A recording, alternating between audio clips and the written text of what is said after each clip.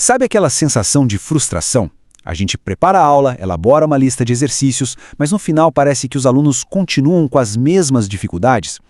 Pois é, essa é uma questão que todo professor ou futuro professor já enfrentou. Hoje, a gente vai mergulhar nesse dilema com base em um material incrível selecionado pelo professor doutor Eliseu Roque do Espírito Santo. Olha só o nosso caminho de hoje.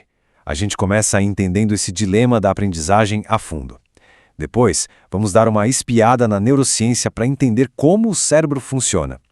Com essa base, a gente parte para a prática, com exemplos e 4 estratégias que podem transformar o jeito de ensinar. Vamos nessa? Então vamos começar pelo começo, por essa questão que, com certeza, já tirou o sono de muito educador por aí. O grande dilema da aprendizagem. Essa é a pergunta de $1 milhão, não é mesmo? A gente se dedica, prepara o material, passa um monte de atividades, corrige tudo com o maior carinho e, ainda assim, a dificuldade parece não ir embora. Fica aquela sensação de que algo não está encaixando. E se a resposta estiver bem debaixo do nosso nariz? A fonte que a gente analisou aponta para uma direção bem interessante. Talvez o problema não seja a quantidade, mas sim a qualidade dos exercícios. A chave pode estar na forma como eles são pensados, no seu design. E para entender isso, a gente precisa falar um pouquinho sobre o cérebro. A neurociência nos dá 2 palavrinhas mágicas que podem de verdade mudar a nossa perspectiva sobre como planejar as aulas. A primeira palavra é habituação. Pensa só naquelas listas de exercícios enormes, onde a pergunta muda, mas o jeito de resolver é sempre o mesmo. O cérebro, que é super esperto para economizar energia, saca esse padrão rapidinho e entra no piloto automático. O aluno resolve tudo, às vezes até acerta, mas está só reproduzindo um modelo, sem pensar de fato. E do outro lado da moeda, a gente tem a sensibilização. É o exato oposto. Acontece quando a gente joga algo novo na roda. Algo inesperado que quebra o padrão. É aquele momento em que o cérebro precisa parar e pensar, opa, isso aqui é diferente. É aí que a mágica acontece. Novas conexões neurais se formam. E isso sim é aprender de verdade. Esse resumo aqui é perfeito. De um lado, a habituação, repetição, piloto automático, reprodução mecânica. Do outro, a sensibilização, desafio, novidade, engajamento e, o mais importante, aprendizagem real. O nosso papel como educadores é justamente construir essa ponte que leva os alunos para o lado direito da tela. Ok, a teoria é fascinante, a gente entendeu.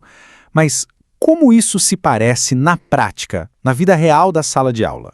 Vamos ver agora alguns exemplos bem concretos para sentir a diferença. Vamos começar com um exercício bem clássico. Um tipo de atividade que a gente vê por aí o tempo todo e que, sem querer, pode acabar reforçando aquele piloto automático que a gente falou. Olha só essa pergunta. O que ela pede, no fundo? É uma tarefa de localização de informação. O aluno vai lá no texto, encontra a definição e copia. É um copia e cola mental. Pode ser útil para uma verificação rápida, claro, mas não exige nenhum pensamento mais complexo. Beleza. Agora, e se a gente pegasse essa mesma ideia e desse uma turbinada nela para gerar aprendizagem de verdade? Nossa, a diferença é gigante, né? Aqui não dá mais para só copiar e colar. O aluno precisa primeiro entender um princípio. Depois, ele tem que aplicar esse princípio numa situação prática, simulada. Ele é convidado a pensar como um professor. Isso é muito mais do que decorar. Isso é construir conhecimento. E olha, isso não vale só para questões abertas, não. Uma questão de múltipla escolha também pode ser um super desafio para o cérebro. Veja esse exemplo. Primeiro, ele dá um contexto. Depois, a pergunta exige que o aluno entenda a ideia principal. E as alternativas são pensadas para fazer pensar. Não tem resposta óbvia, é preciso raciocinar de verdade. Então, como é que a gente transforma isso em prática no nosso dia a dia? A boa notícia é que o material nos dá um verdadeiro kit de ferramentas, com 4 estratégias bem práticas para a gente começar a desenhar exercícios mais eficazes. E as estratégias são essas. Primeiro, qualidade no lugar de quantidade. Menos exercícios, mas mais desafiadores. Segundo, variar é a chave. Múltipla escolha, estudo de caso, questões abertas, misture tudo. Terceiro, como a gente viu no exemplo, sempre dá um contexto antes da pergunta. E quarto, que talvez seja o mais importante de todos, peça para os alunos usarem o que aprenderam, para aplicarem o conhecimento, e não apenas para devolverem uma informação memorizada. No final das contas, a filosofia por trás de tudo isso é bem simples e poderosa. O nosso objetivo final não é fazer o aluno repetir, é fazer o aluno pensar. E aí, quando a gente junta todas essas peças, fica claro que não estamos falando só de uma técnica nova para criar questões. O que está em jogo é uma mudança mais profunda na nossa forma de pensar a prática docente. E essa frase resume tudo perfeitamente.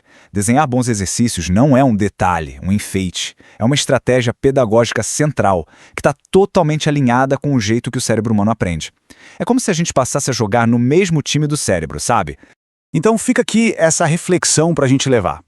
O que poderia acontecer nas nossas salas de aula se a gente começasse a trocar aos poucos a repetição mecânica pelo desafio que provoca o pensamento? Que potencial incrível a gente poderia destravar nos nossos alunos. E para quem curtiu o papo e quer se aprofundar, estas são as referências que guiaram a nossa conversa de hoje. São leituras que valem muito a pena. Muito obrigado pela companhia e até a próxima.